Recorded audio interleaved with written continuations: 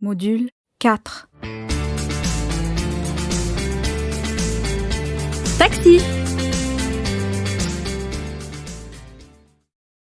D'habitude, je conduis mon petit taxi bleu au milieu de la circulation. Mais là, c'est très étrange. Ce n'est pas un volant que j'ai entre les mains. Non, c'est une bride. Et au bout de cette bride, il y a 2 jolis chevaux. Je ne suis pas assise sur le moelleux coussin de mon siège, mais sur une planche de bois toute dure. Devant mon nez, pas de pare-brise. Le vent ébouriffe mes cheveux. Autour de moi, je vois des carrioles et des cow-boys qui vont à cheval. Qu'est-ce qui m'arrive? Je me retrouve conductrice de diligence au Far West. Soudain, un bruit me fait sursauter. J'ouvre les yeux. Quelqu'un frappe doucement à la vitre de ma portière. Je comprends tout maintenant. Je me suis assoupie en attendant mon prochain client. Un garçon, tenant un énorme carton enroulé sous son bras, me demande de le déposer devant son école. Il s'installe à l'arrière de mon véhicule. Je tourne la clé de contact en souriant et murmure « On y va, fouette cocher !» Je jette un coup d'œil dans le rétroviseur. Mon jeune client me sourit. Il remarque. « Tiens, il y a une nouvelle piste cyclable ici, vous avez vu ?» Je lui réponds qu'elle a été aménagée il y a quelques semaines. De plus en plus de gens circulent à vélo ces derniers temps. D'ailleurs, moi aussi, je vais faire mes courses à bicyclette quand je n'ai pas trop de choses à acheter. Ça fait du sport et des économies. On se faufile partout. Aucun problème pour se garer. C'est un moyen de transport idéal. Sauf quand il pleut. « Moi ? » commente le jeune garçon. « J'aime mieux les motos. » Et profitant d'un feu rouge, il me montre le carton qu'il a posé près de lui. C'est un poster qui lui servira à présenter un exposé sur les motos. Les yeux brillants, il m'annonce. « Quand je serai grand, j'en aurai une belle, toute rouge. » La moto.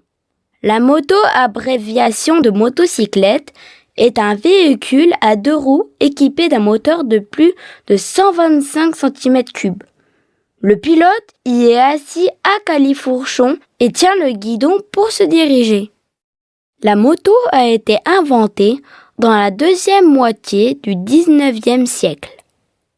Il existe plusieurs types de motos sportives ou routières.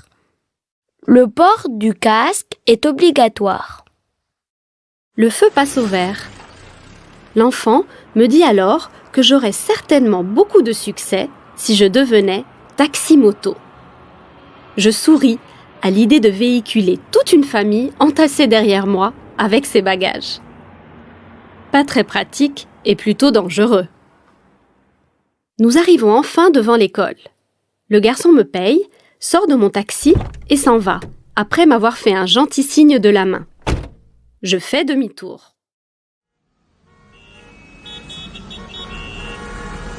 Hélas, je me retrouve tout à coup coincée dans un embouteillage. Autour de moi, les gens s'énervent, klaxonnent. C'est un peu idiot parce que ça ne sert à rien. Mais c'est vrai qu'il y a trop de circulation aux heures de pointe au centre-ville. Trop de pollution, trop de bruit. Il y a pourtant tellement de moyens de se déplacer. Le tramway, le métro, les autobus. Les transports en commun devraient permettre de réduire le nombre de véhicules quand même. Ça y est, moi aussi je m'énerve. Enfin, la longue file de voitures devant moi commence à avancer. Mais si lentement, à l'allure d'un troupeau d'escargots. Pour me détendre, je chantonne une petite chanson entre mes dents. Ouf, j'ai franchi l'obstacle. Des travaux sur le bord de la route. Je bifurque vite en direction de la mer. J'ai reçu un appel radio de la centrale. Je dois aller chercher une vieille dame au port de Plaisance pour la conduire chez le coiffeur.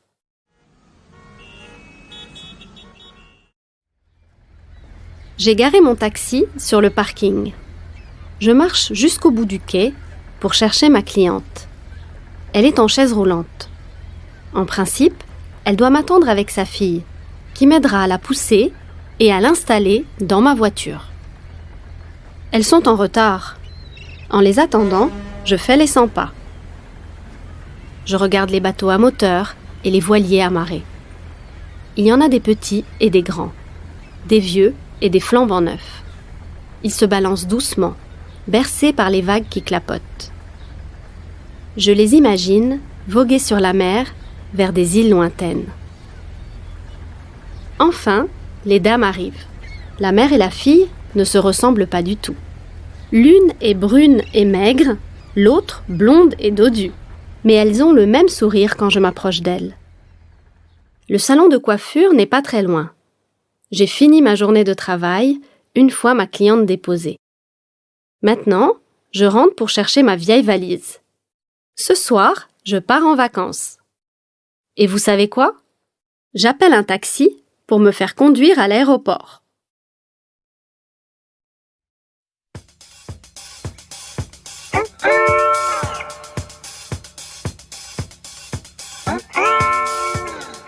Le train souffle dans un coin, il soupire comme un chien. Il attend devant la gare qu'un gentil mécanicien lui redonne la mémoire en lui montrant son chemin, son chemin, son chemin.